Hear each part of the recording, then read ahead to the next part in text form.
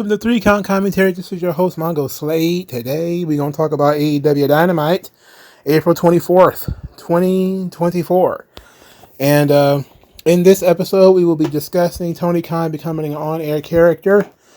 And we'll be ending with news and notes, talking about this silly elite seat fillers thing.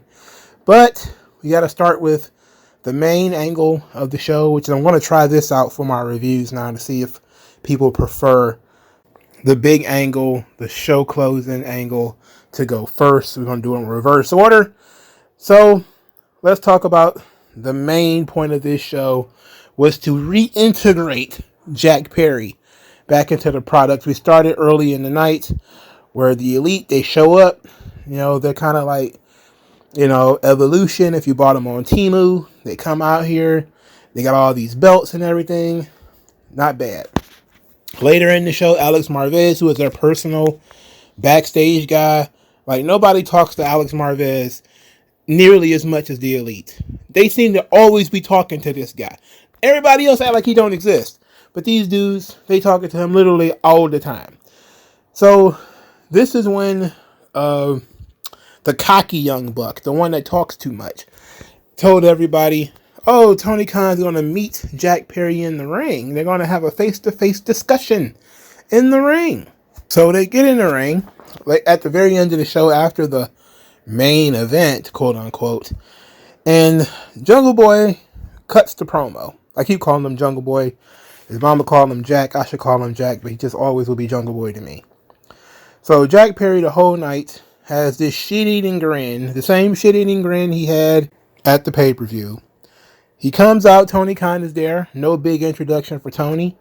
There has been a consistent positive reaction for Jack Perry. Consistent positive. When he appeared at the beginning of the show, it was positive. When he showed up at this point, it was mostly positive. There was no CM Punk chants. There was a couple of whoop that trick chants later. I don't know why that would be. But maybe it was the audio in the building, but it sounded like a mostly positive reaction for Jack Perry. He gets on the microphone, says 5 years AEW changed the world, swears to God that he's only wanted what was best for AEW.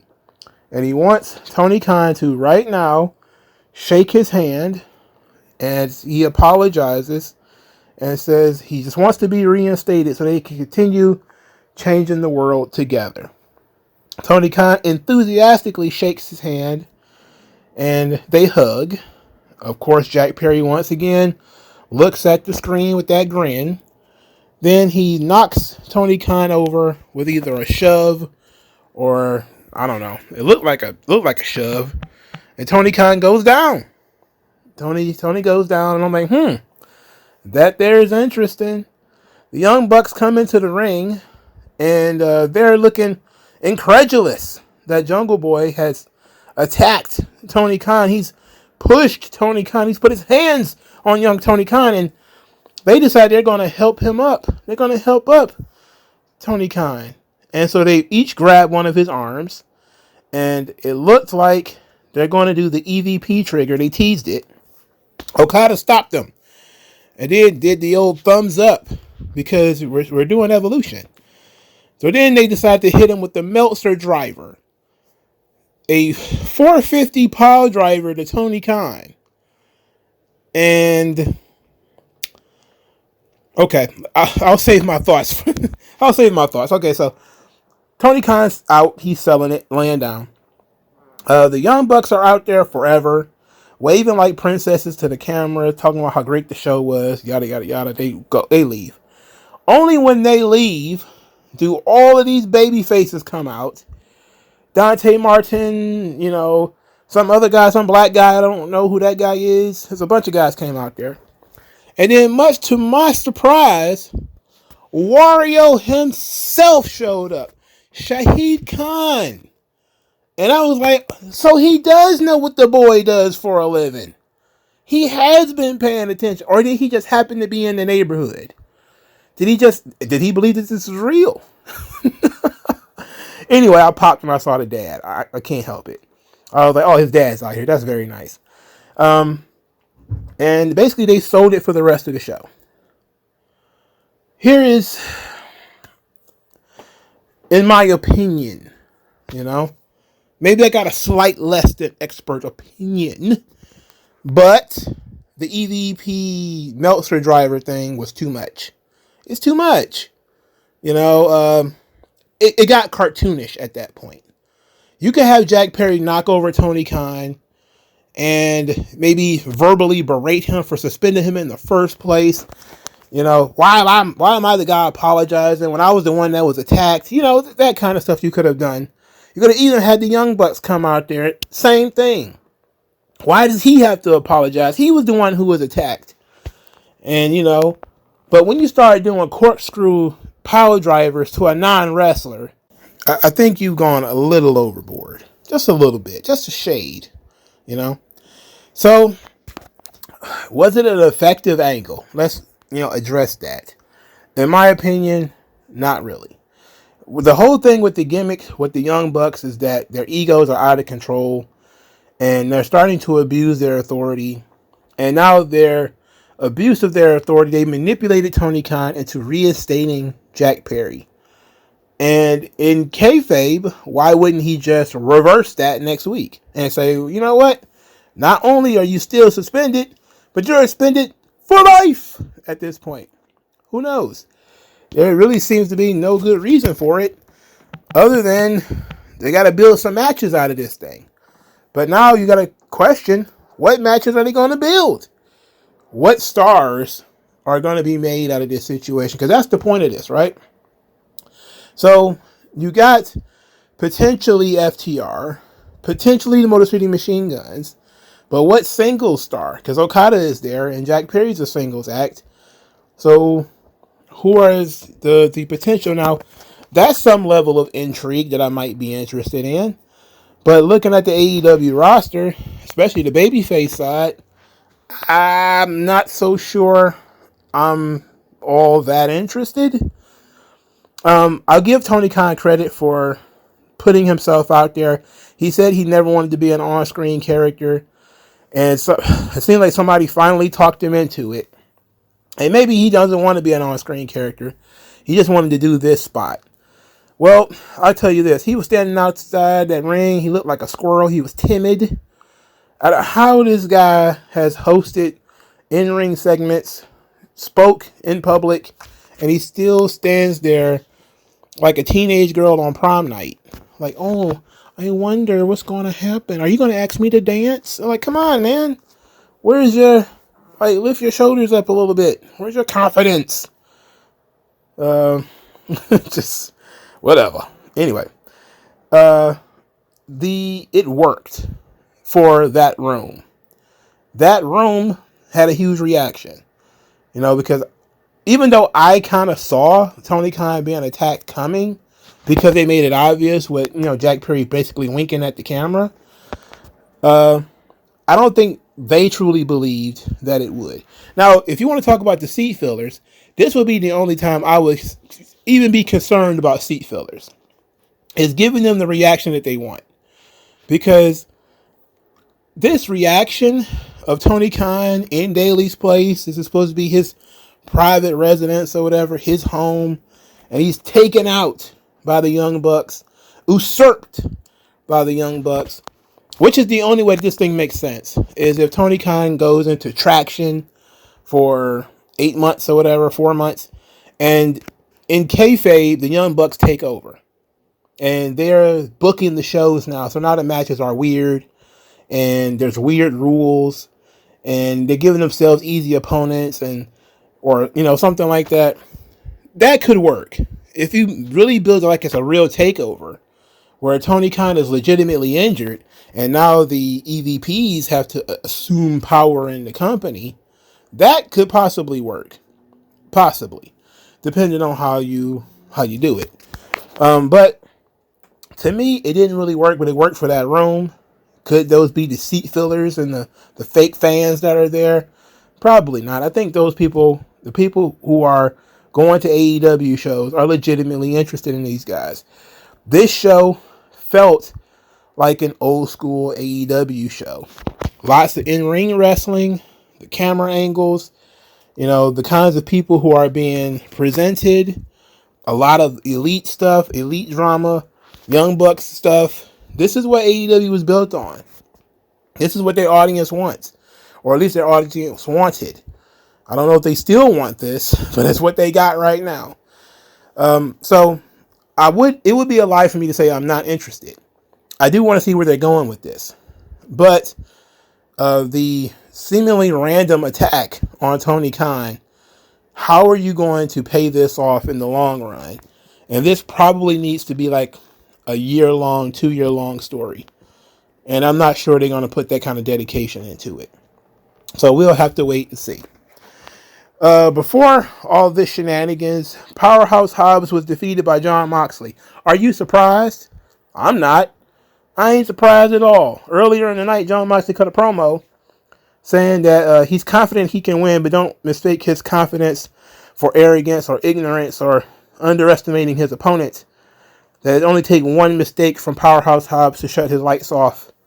And that he knows that Don Callis put out a hit out on him and his friends. But, he knows this match is going to be hell.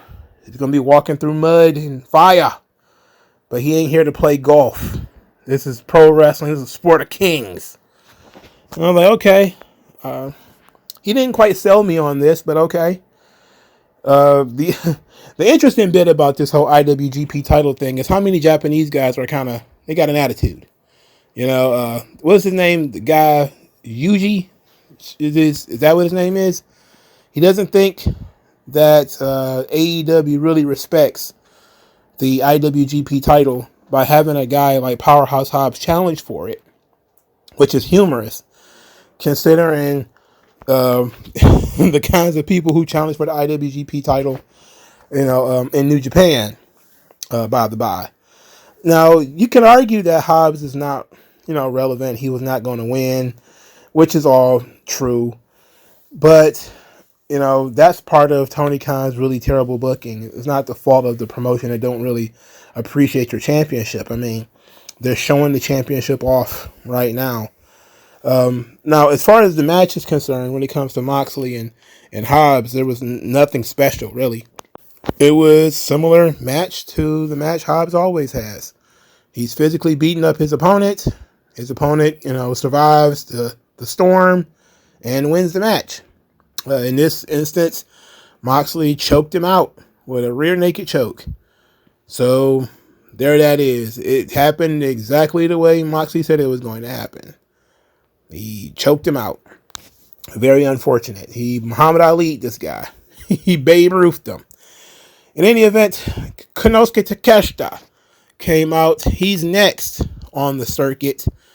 And didn't Takeshita lose his last big match? When was the last time Takeshita won a match? And did it matter? I think we're in the same situation here that we were in with Hobbs. Talented guy, not necessarily, a negative on him, but he's been booked to shit. So, next, we got Will Ospreay and Don Callis. They're getting into it. Now, this goes back to the second match on the show, or the third match on the show, I'm sorry. The Casino Gauntlet, which was basically a Royal Rumble with pinfalls and submissions. First pinfall, first submission wins. It was filled with a bunch of bums. Commander was in there. I'm like, why? I think Lance Archer was in there. Like, huh? But the three people that mattered were Jay White, Will Ospreay, and Kyle O'Reilly. Kyle O'Reilly got a haircut, but he didn't get any melatonin because he didn't go to sleep. I mean, he got not only bags under his eyes, he got luggage under his eyes. I mean, my God, it's like a plastic bag inside of a plastic bag, stuffed inside plastic bag, stuffed in a box. That's how many bags he got under his eyes. That boy looked tired. A boy pale. He all white meat chicken at this point. Anyway, Will Ospreay pinned Commander with a hidden blade. This match was for the number one contendership to the international title, which is held by Roderick Strong. So, this goes back to the Don Callis segment, because in this match, Will Ospreay had the chance to use the Tiger Driver 91, and he didn't do it. He He thought about it, but no, he couldn't do it. He couldn't go back on his word and do that move. So now he's arguing with Don Callis about it. Don Callis is like, oh yeah, you're going to win the international title. That's great. But why didn't you use the Tiger Driver? And Will Ospreay's like, I don't want to.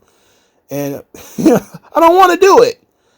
And Don Callis is like, yeah, look at what it did. Danielson's broken neck. I don't care about his broken neck. Roderick Strong had a broken neck too. I don't care about him either. I don't care how many necks you got to break. I want that championship. Kyle Fletcher, who is an absolute bum, by the way, full-fledged bum. I'm talking no job, no shelter, no legal tender, fucking bum.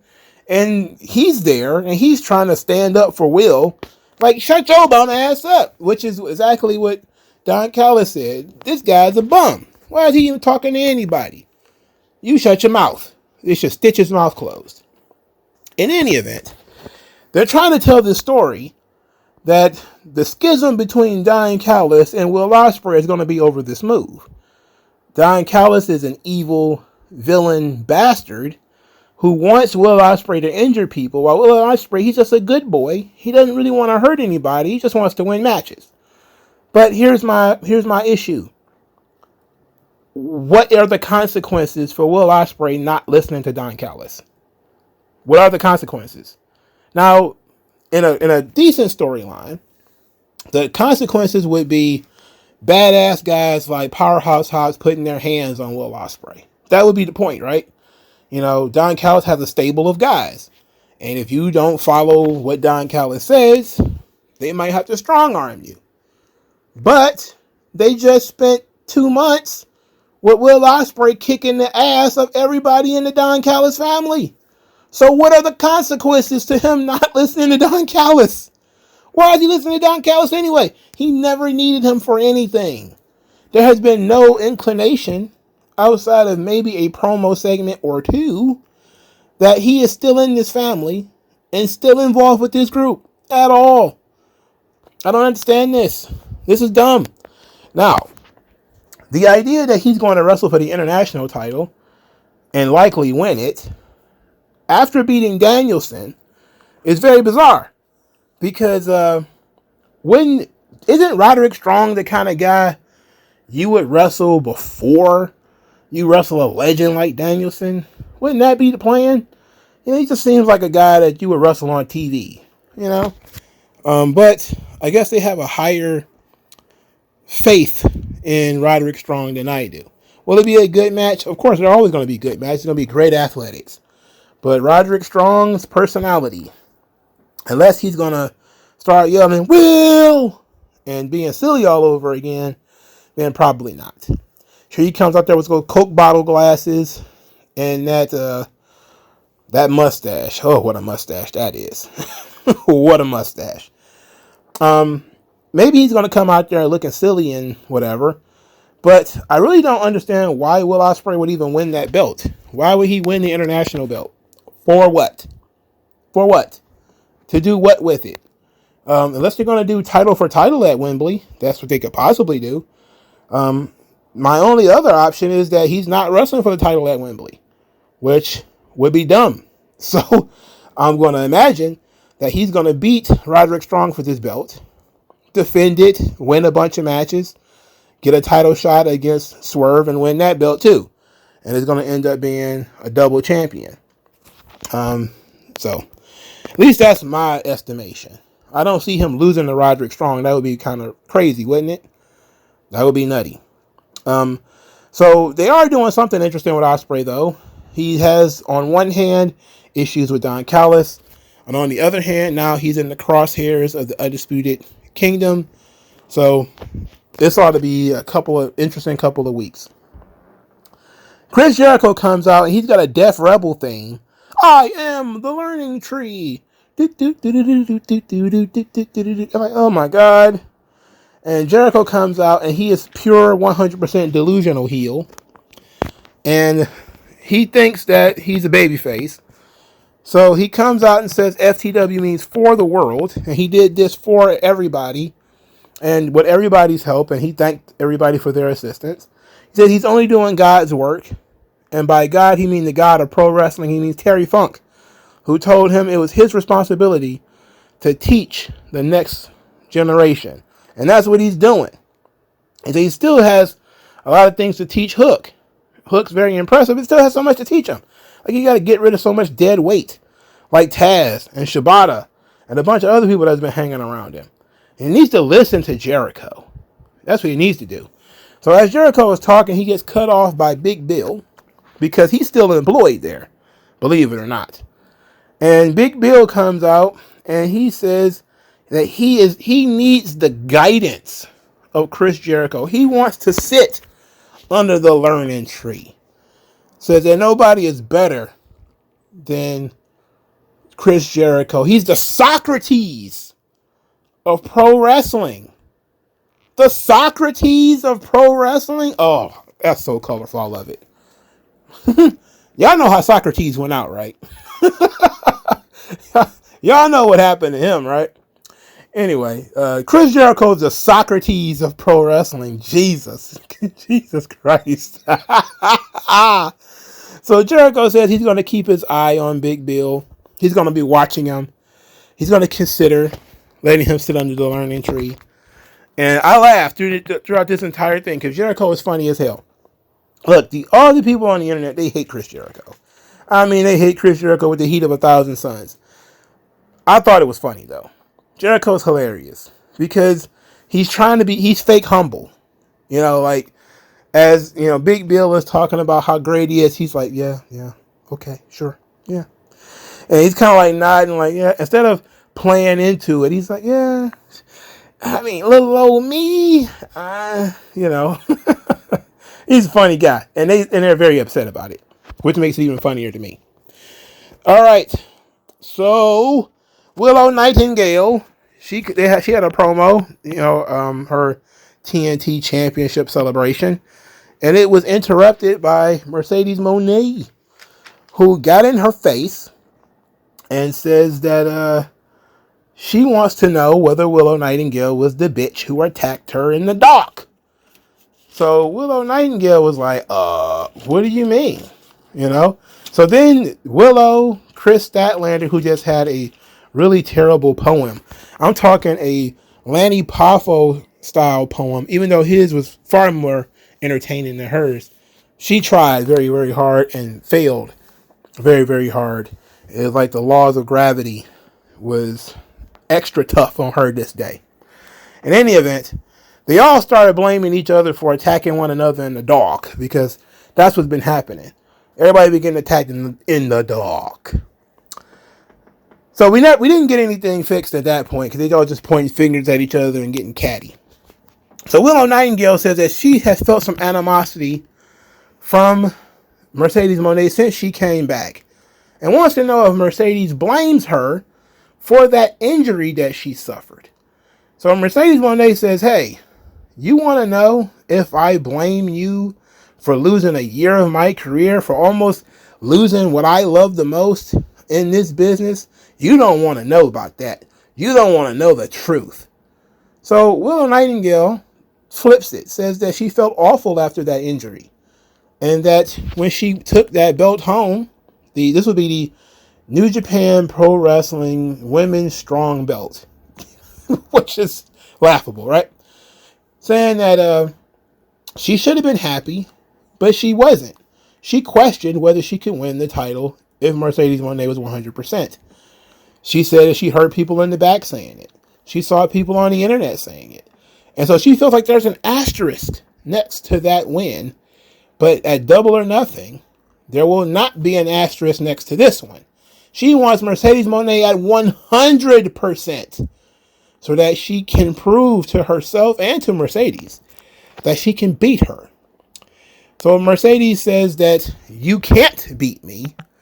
Then I think Chris Statlander grabbed Mercedes or touched her, which led to Mercedes smacking Willow Nightingale. And the two of them started to yell at each other and kind of go after one another.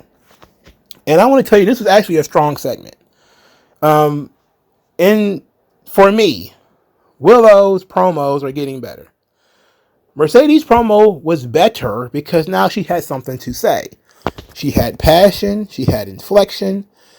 Her diction and her some of the way that she presents things still a little bit off, but she actually had something real that she could talk about, which is her injury. And she was able to bring some real passion to that. Willow Nightingale also brought some real feelings to the forefront. That she felt guilty that, Mercedes got hurt. She didn't do that on purpose. And she won the belts, but only because Mercedes was hurt. And she felt like that cheapened her victory. So these all feels legitimate to me. Feels good. So I like this segment. This is actually not bad. There's some weirdo out there who says that Mercedes should take some time off. She should leave TV. I'm like, she just got on TV. She should leave already. She just got here. But an even funnier comment says that Mercedes comes out on AEW TV and she doesn't look like a wrestler on the roster. She looks like a special celebrity host, which, is funny because it's true. She does come out there like, every appearance is just, I'm here showing my face and that's it. But she actually did some work here. So this was good. I like the build to this match with Willow. Hopefully they can keep this intensity up, and the mystery pays off. So that could be pretty solid. Match 2 on the show. Mina Shirakawa defeated Anna Jay. Oh my goodness, this Mina Shirakawa. Okay, I don't know much about her. I do know that she has Mexicanese music. I don't know what's up with that. And Mariah May was in her corner because they're former tag team partners. I know she kissed Mariah May in the mouth. And that was a special time. I was waiting for her to do it again. Like, you gonna do it again? I thought that's what she came out there for. Anyway. They had the match. Mina wins. After the match, Anna Jay is pissy about losing, so she attacks Mariah May from behind, leaving Toni Storm to kick her shoes off, run to the ring to save Mariah May as Anna Jay runs off. And as Toni is in the ring, holding very tightly the head of Mariah May, who's making some really great facial expressions at this point.